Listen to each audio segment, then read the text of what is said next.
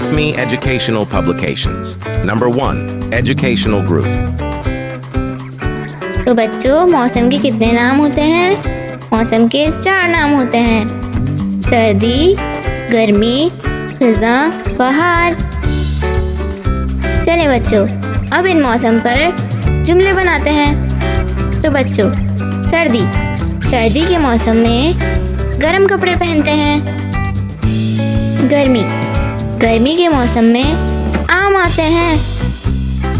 खिज़ां के मौसम को पतझड़ का मौसम भी कहते हैं। बहार, मुझे बहार का मौसम बहुत पसंद है। तो बच्चों, आप भी इस पर जुमले बना सकते हैं।